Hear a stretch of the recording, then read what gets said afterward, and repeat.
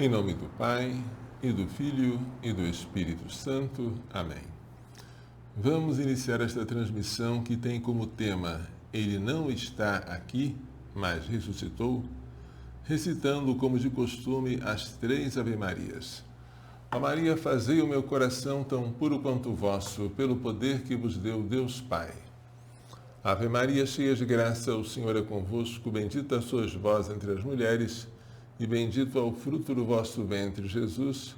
Santa Maria, Mãe de Deus, rogai por nós, pecadores, agora e na hora da nossa morte. Amém. Pela sabedoria que vos deu o Deus Filho.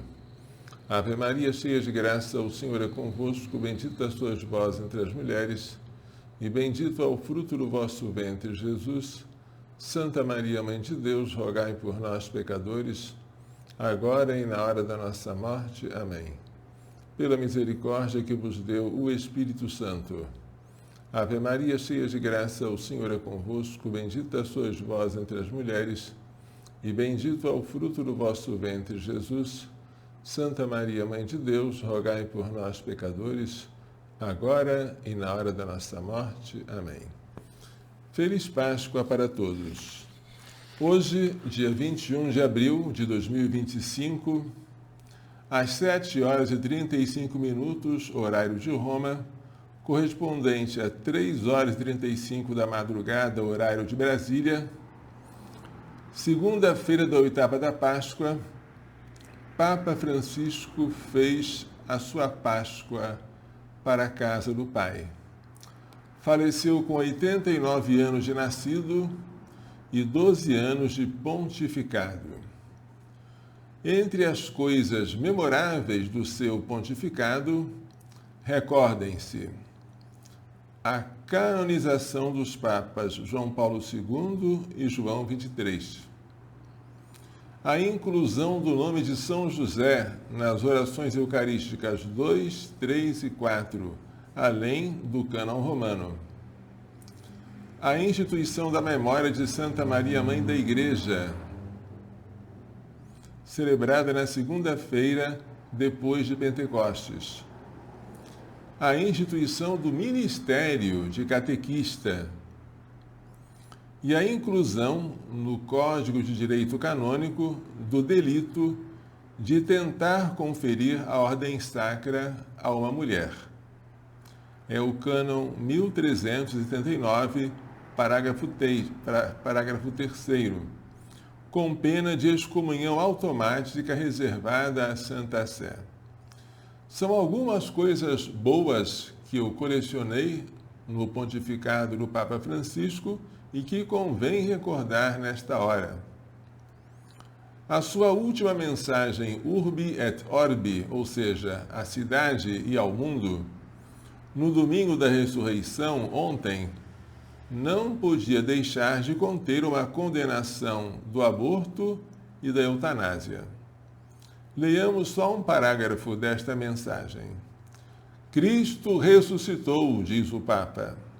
Neste anúncio encerra-se todo o sentido da nossa existência, que não foi feita para a morte, mas para a vida. A Páscoa é a festa da vida. Deus criou-nos para a vida e quer que a humanidade ressurja. Aos seus olhos, todas as vidas são preciosas. Tanto a da criança no ventre da mãe, alusão ao aborto, como a do idoso ou a do doente, alusão à eutanásia, considerados como pessoas a descartar num número cada vez maior de países. Ou seja, o Papa está aludindo à quantidade cada vez maior de países que legalizam o aborto e a eutanásia. Rezemos pela alma do Papa Francisco e pelo conclave no qual será eleito seu sucessor. Ele partiu para a casa do Pai, mas não sabemos se esta viagem foi com ou sem escalas. Se foi sem escalas, ele não precisa das nossas orações. Já está gozando da visão beatífica. Mas se foi com escalas, refiro-me, passando pelo purgatório, ele precisa das nossas orações. e hoje precisamos rezar por ele. E ele, como gratidão, rezará por nós. E haverá uma circulação da graça entre os membros da Igreja do céu, do purgatório e da terra. Eu soube da notícia hoje de manhã, depois de celebrar a Santa Missa. Quando eu estava na celebração, ainda disse: roguemos pelo nosso Papa Francisco, e na verdade ele já estava morto. O que eu deveria ter feito é rezar pela alma do Papa Francisco. De agora em diante, nas nossas celebrações, até que seja eleito o novo pontífice, não haverá mais a menção do Papa naquele lugar próprio para ele. Ficaremos sempre esperando que um novo colégio de cardeais, reunidos em conclave, nos dê um novo sucessor para o Papa Francisco, para o ministério petrino de governar a Igreja. Estamos na Páscoa. Vamos ler o que São Lucas narra sobre as mulheres que foram ao sepulcro no domingo de manhãzinha. São Lucas 24, 1 a 7.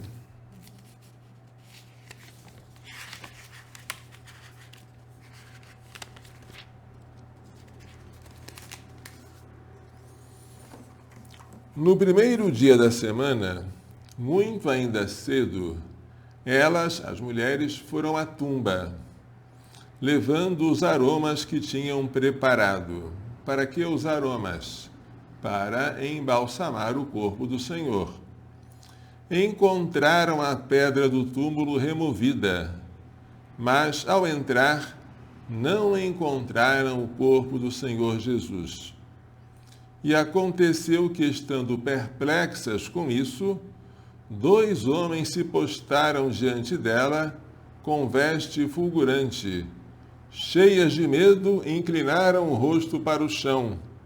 Eles, porém, disseram: por que procuras aquele que vive entre os mortos? Ou então, por que procuras entre os mortos aquele de que está vivo? Ele não está aqui, ressuscitou. Lembrai-vos de como vos falou quando ainda estava na Galileia. É preciso que o Filho do Homem seja entregue às mãos dos pecadores, seja crucificado e ressuscite ao 3º dia. E elas se lembraram de suas palavras. É assim que se narra, segundo São Lucas, a aparição de 2 anjos às mulheres que procuram um cadáver e encontram o sepulcro vazio. Mas vamos ver segundo São João. São João foi o evangelista de domingo passado. São João, capítulo 20, versículos 1 a 18. No primeiro dia da semana, domingo, evidentemente, Maria Madalena vai ao sepulcro de madrugada, quando ainda estava escuro, e vê que a pedra fora retirada do sepulcro. Na verdade, São João concentra toda a sua atenção em uma das mulheres, Maria Madalena, sem com isso negar que outras estivessem com ela. Corre então e vai a Simão Pedro e ao outro discípulo que Jesus amava, que é João, evangelista, e lhes diz: retiraram o Senhor do sepulcro e não sabemos onde o colocaram. Ela fala choramingando: retiraram o Senhor do sepulcro e não sabemos onde o colocaram. Por quê? Porque ela queria encontrar o Senhor e não o encontrou. Pedro saiu então com outro discípulo e dirigiram-se ao sepulcro. Os 2 corriam juntos, mas o outro discípulo correu mais depressa que Pedro e chegou primeiro ao sepulcro. E inclinando-se, viu os panos de linho por terra, mas não entrou. Então chega também Simão Pedro, que o seguia, e entrou no sepulcro. Vê os panos de linho por terra e o sudário que cobrira a cabeça de Jesus. O sudário não estava com os panos de linho no chão, mas enrolado em um lugar à parte. Então entrou também o outro discípulo que chegara primeiro ao sepulcro, e viu e creu, pois ainda não tinham compreendido que, conforme a Escritura, ele devia ressuscitar dos mortos. Os discípulos, então, voltaram para casa.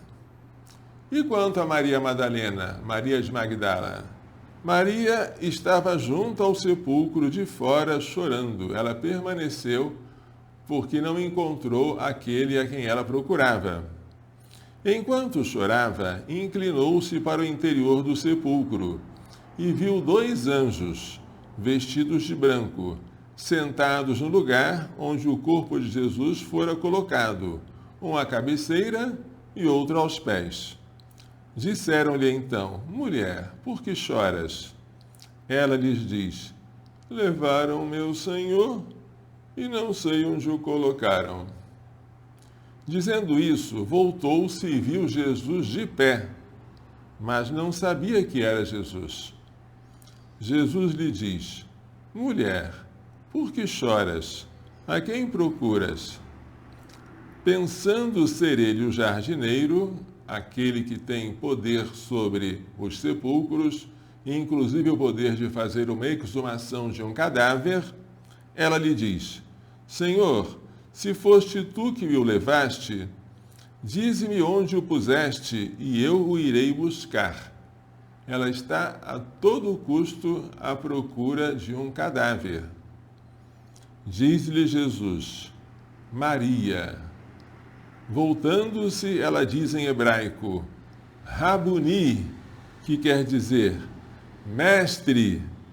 Jesus lhe diz: Não me retenhas. Na verdade, ela e as outras mulheres haviam agarrado os pés de Jesus. Não me retenha, pois ainda não subi ao Pai.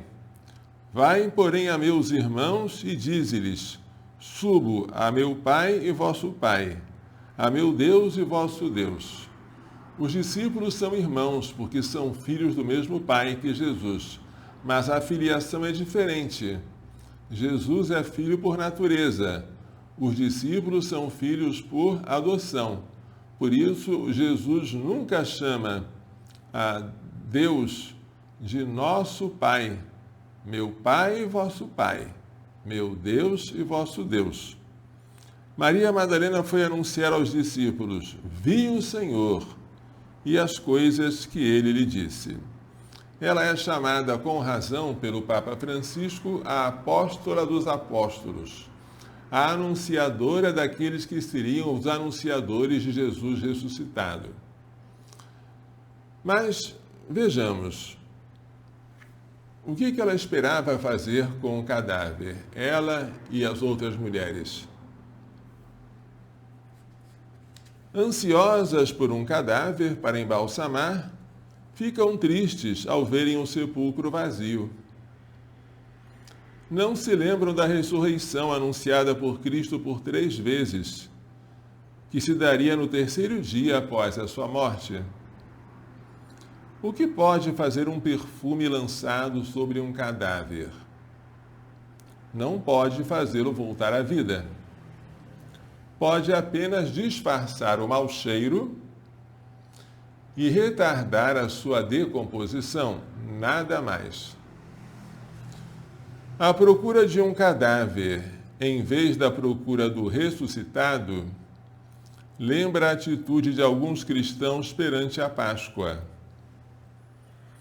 Não renunciaram totalmente ao homem velho, que se corrompe ao sabor das concupiscências enganosas. Efésios 4, 22. Nem estão dispostas a se revestir de Cristo. Romanos 13, 14. Em vez de Jesus ressuscitado, cuja luz põe a descoberto os seus pecados, estão à procura de um cadáver a ser embalsamado. Certamente um cadáver embalsamado não é um homem novo. Continua sendo homem velho, mas com o disfarce de um perfume. Tais pessoas estão dispostas a renunciar não a todas as mentiras, mas somente às mais graves, como a calúnia. Estão muito contentes com as pequenas mentiras, que não fazem mal a ninguém e que servem para livrar-se de uma situação embaraçosa. Não querem mentir quando isso causa um grave prejuízo a alguém, com a calúnia, mas querem prosseguir com as mentirinhas, que são apenas pecado venial. Tais pessoas não estão dispostas a queimar todas as roupas escandalosas, mas apenas as que causam escândalo mais gritante. Renunciam talvez às camisas de alça, mas não renunciam a camisas sem mangas. Renunciam aos decotes mais cavados, mas não aos decotes que expõem pouca parte do peito. Renunciam à minissaia, mas insistem em usar uma saia que não cobre os joelhos na posição sentada. Renunciam às roupas que deixam as costas descobertas, mas não aquelas que descobrem uma parte do ventre. Tais pessoas estão dispostas a não assistir filmes pornográficos, mas querem continuar a ver filmes que contenham apenas algumas cenas imorais. Tais pessoas estão dispostas a não falar mal de pessoas boas, mas se acham muito à vontade para difamar pessoas que merecem ser difamadas. Tais pessoas estão dispostas a não matar o próximo usando armas de fogo, mas querem conservar para si o direito de se entregar a contendas e rixas, de fazer uso do gesto ameaçador e da linguagem iníqua, citação de Isaías 58, de ferir usando ironias e palavras humilhantes, palavras que matam, palavras homicidas. Tais pessoas não querem deixar de rezar, mas querem entregar a Deus não a primeira, mas a última hora do dia, quando vem o cansaço e a sonolência. Tais pessoas, se namoram, estão dispostas a renunciar à fornicação, mas não a beijos e abraços que causam desejo dela. Tais pessoas, se são casadas, estão dispostas a não adulterar, mas não a mortificar os olhos. Querem continuar a olhar para o corpo de pessoas do outro sexo com a ilusão de que estão apenas apreciando a sua beleza, sem se darem conta de que estão cometendo um adultério no coração. Todo aquele que olha para uma mulher desejando-a, já adulterou com ela no seu coração. Mateus 5, 28. Tais pessoas ficam tristes quando não encontram um cadáver. Se ele não está no sepulcro, quereriam ir até onde o colocaram, para lançar sobre ele um perfume e causar a aparência de não putrefação. Tais pessoas que convivem e querem conviver com o pecado venial deliberado não fizeram a Páscoa. Não passaram do homem velho ao homem novo. Não romperam com o passado. Não estão dispostas a não olharem para trás. Não têm o que comemorar com ovos de chocolate.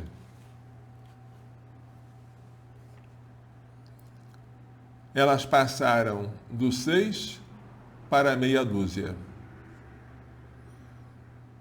Para essas pessoas, Eis que eu anuncio uma grande tristeza.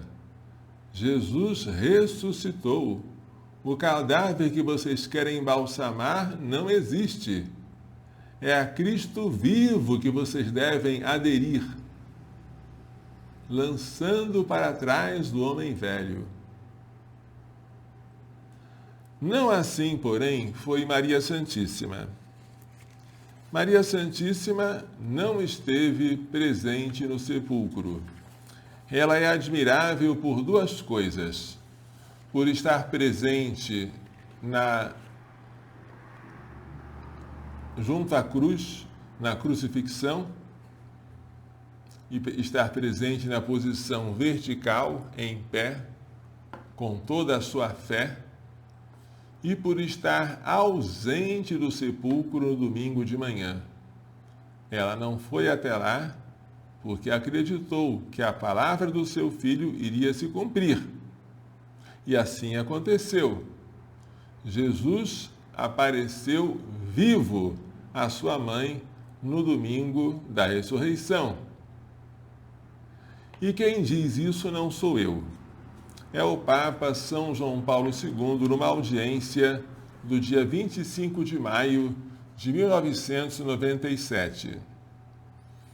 Depois da deposição de Jesus no sepulcro, Maria é a única que permanece a ter viva a chama da fé, passando a acolher o anúncio jubiloso e surpreendente da ressurreição.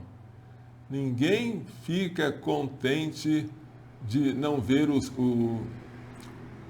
túmulo com um cadáver. Para Maria, não, o túmulo estar vazio é óbvio. Ela espera e se alegra com o anúncio da ressurreição. A espera vivida no Sábado Santo constitui um dos momentos mais altos da fé da Mãe do Senhor. Na obscuridade que envolve o universo, ela entrega-se plenamente ao Deus da vida e, recordando as palavras do Filho, espera a realização plena das promessas divinas. Os evangelhos narram diversas aparições do ressuscitado, mas não o encontro de Jesus com a sua mãe. Este silêncio não deve levar a concluir, diz o Papa, que depois da ressurreição, Cristo não tenha aparecido a Maria. Convida-nos, ao contrário, a procurar os motivos dessa escolha por parte dos evangelistas. Supondo uma omissão, ela poderia ser atribuída ao fato de que tudo que é necessário para o nosso conhecimento salvífico é confiado à palavra de testemunhas anteriormente designadas por Deus, ou seja, os apóstolos, que, com grande poder, deram testemunho da ressurreição do Senhor. Antes que a eles, o ressuscitado apareceu a algumas mulheres fiéis, por causa da sua vocação eclesial. Ide dizer a meus irmãos que partam para a Galiléia, e lá me verão. Se os autores do Novo Testamento não falam do encontro da mãe com o filho ressuscitado, isto talvez seja atribuível ao fato que semelhante testemunho poderia ser considerado por parte daqueles que negavam a ressurreição do Senhor muito interessado e, portanto, não digno de fé. Interessado, o que é isso? É o testemunho de uma mãe que depois de 3 dias diz que o filho está vivo. Que valor tem esse testemunho? As pessoas diriam, ela é mãe. A mãe sonha com o filho, a mãe tem alucinações, a mãe diz que viu o filho vivo, mas isso são saudades, né? Ela não se conformou com a ausência dele. Maria Santíssima, de fato, seria a pessoa menos apta para dar um testemunho digno de credibilidade para aqueles que não tinham fé na ressurreição. Se os autores do Novo Testamento, os evangelhos, além disso, referem um pequeno número de aparições de Jesus ressuscitado, e não certamente o relatório completo de quanto aconteceu nos 40 dias após a Páscoa. São Paulo recorda uma aparição a mais de 500 irmãos de uma só vez. 1 Coríntios 15. Como justificar que um fato conhecido por muitos não seja referido pelos evangelistas, apesar de seu caráter excepcional? 500 pessoas vendo Jesus? Nenhum evangelista narra, só São Paulo. É sinal evidente de que outras aparições do ressuscitado, embora ele estivessem no elenco dos notórios fatos ocorridos, não tenham sido mencionadas. Como poderia a Virgem, presente na primeira comunidade dos discípulos, ela estava presente com os apóstolos unânimes, perseverantes, em oração, Atos 1,14, ter sido excluída do número daqueles que se encontravam com o seu divino Filho ressuscitado dos mortos? É antes legítimo pensar que, de modo semelhante, a mãe tenha sido a primeira pessoa a quem Jesus ressuscitado apareceu. A ausência de Maria do grupo das mulheres, que ao alvorecer se dirige ao sepulcro, não poderia talvez constituir um indício do fato de ela já se ter encontrado com Jesus? Esta dedução encontraria confirmação no dado que as primeiras testemunhas da ressurreição, por vontade de Jesus, foram as mulheres que tinham permanecido fiéis ao pé da cruz e, portanto, mais firmes na fé. Com efeito, a uma delas, Maria de Magdala, o ressuscitado confia a mensagem a ser transmitida aos apóstolos. Também este elemento consente talvez pensar em Jesus que aparece em primeiro lugar a sua mãe, aquela que permaneceu mais fiel e na prova consagrou íntegra a fé. Se as mulheres, com a mente tão obscurecida que vão buscar Jesus no lugar errado, foram presenteadas com a aparição dele, porque tinham sido fiéis durante a sua morte, quem mais fiel do que a sua mãe Maria Santíssima? Se elas receberam como presente uma aparição do Senhor, como deixar de lado a aparição para a mãe dele? Por fim, o caráter único e especial da presença da Virgem no Calvário e a sua perfeita união com o Filho no sofrimento da cruz parecem postular uma sua particularíssima participação no mistério da ressurreição.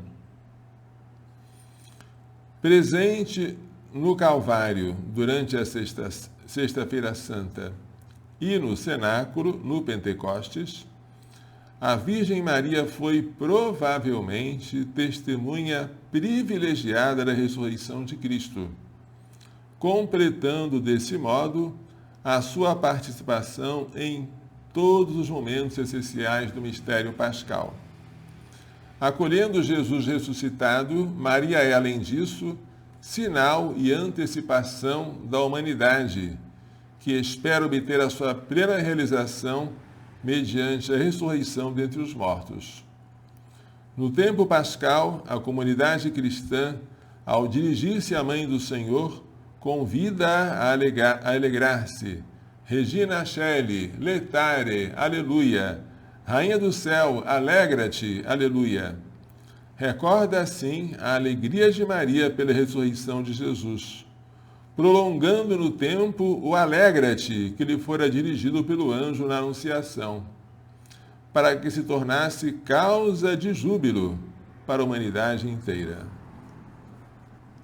Terminamos aqui a mensagem, a audiência de 21 de maio de 97 de São João Paulo II, falando sobre a presença de Maria na ressurreição do Senhor e uma aparição particular reservada só a ela.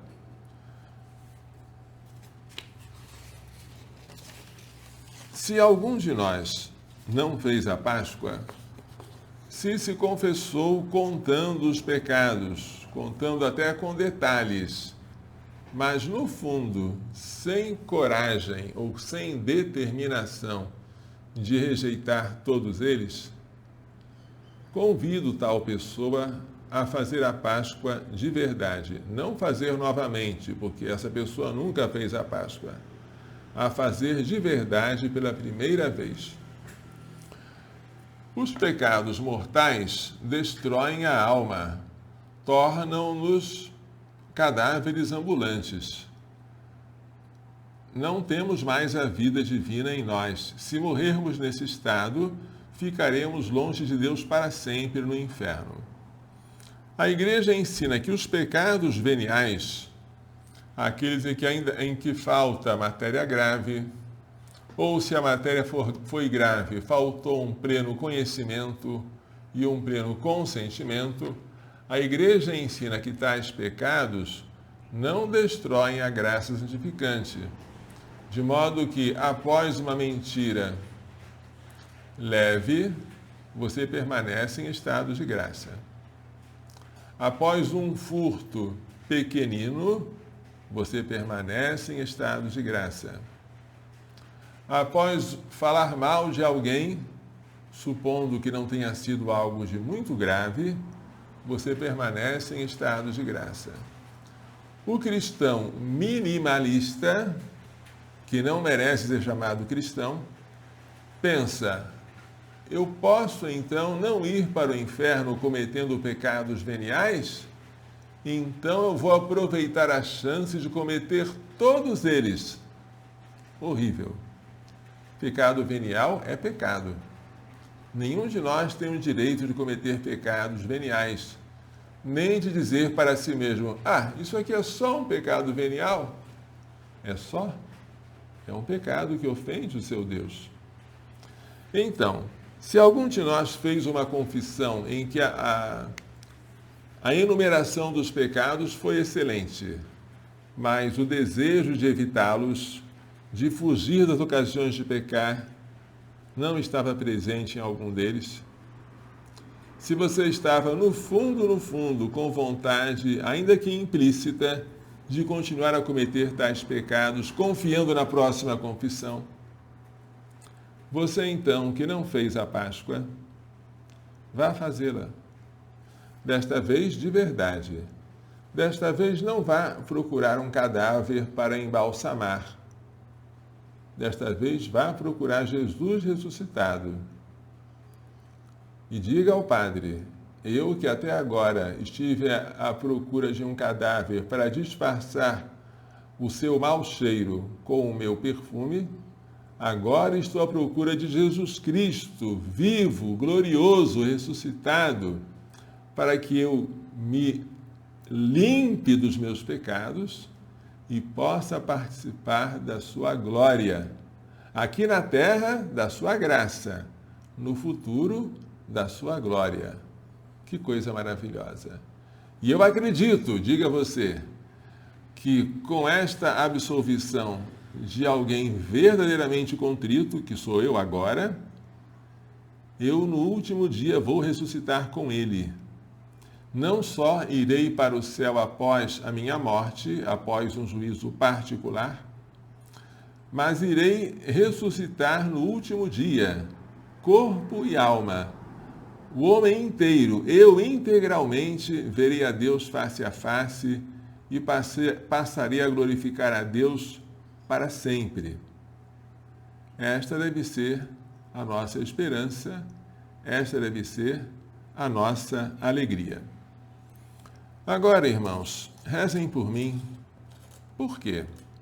Porque eu venho sentindo dores que são cada vez mais frequentes e cada vez mais difíceis de vencer. E essas dores têm a tendência de me tornar imobilizado. Não que eu esteja imobilizado, mas como as dores estão crescendo e elas tornam difíceis certos movimentos, é de se prever que, se elas não forem contidas, daqui a pouco eu terei que deixar de prestar serviços básicos que todo sacerdote deve prestar aos seus fiéis. Um exemplo é a genuflexão. Eu hoje estou conseguindo fazer genuflexão com muita dificuldade. Tudo parece que dói quando eu vou me prostrar diante do Senhor. A região lombar da coluna apresenta uma dor intensa ao ficar de pé durante muito tempo. Isso, evidentemente, pode ser oferecido a Deus, e eu sempre ofereço.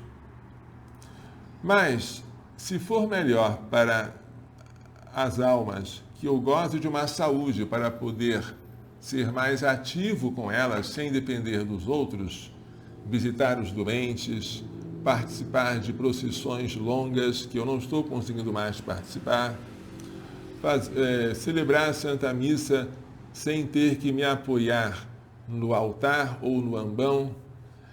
Se eu puder ficar mais desembaraçado na minha doação às almas, e se isso servir para a maior glória de Deus, se isso servir para a minha maior gratidão, e se isso servir para que eu fique humilde diante de tanta graça, de tanto favor divino, eu peço a vocês que peçam a Deus comigo a minha cura.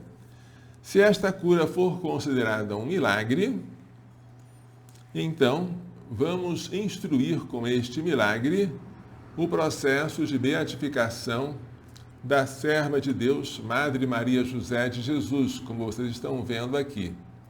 Esse pontinho no canto é um pedaço de um pano que tocou nos seus ossos. Portanto, é uma relíquia. Vamos agora rezar a oração que eu tenho rezado há tanto tempo, pedindo por intermédio dela a cura da minha coluna, dos meus joelhos e das minhas articulações. Deus de poder e misericórdia, que tornaste de vossa serva, Madre Maria José de Jesus, admirável por suas virtudes e santidade de vida, por seu amor à Igreja e ao Carmelo, e por sua constância na oração em benefício das almas, concedei-nos por sua intercessão conformar nossa vontade à de Cristo e alcançar a especial graça que ardentemente vos imploramos. Agora você pede a graça. Por nosso Senhor Jesus Cristo, vosso Filho, na unidade do Espírito Santo. Amém. Agora um Pai Nosso, uma Ave Maria e um Glória. Pai nosso que estais nos céus, santificado seja o vosso nome. Venha a nós o vosso reino, seja feita a vossa vontade, assim na terra como no céu. O pão nosso de cada dia nos dai hoje, perdoai-nos as nossas ofensas, assim como nós perdoamos a quem nos tem ofendido, e não nos deixeis cair em tentação, mas livrai-nos do mal. Amém. Ave Maria, cheia de graça, o Senhor é convosco. Bendita sois vós entre as mulheres, e bendito é o fruto do vosso ventre, Jesus.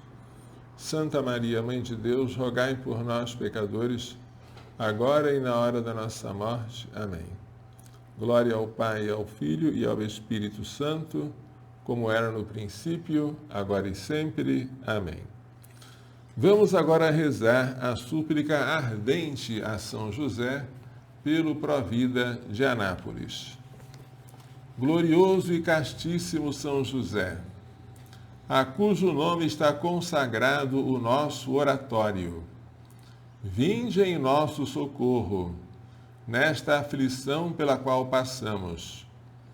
Vós que experimentastes a dor de não encontrar um lugar para o menino Jesus nascer, não permitais que esta casa feche as portas ao mesmo menino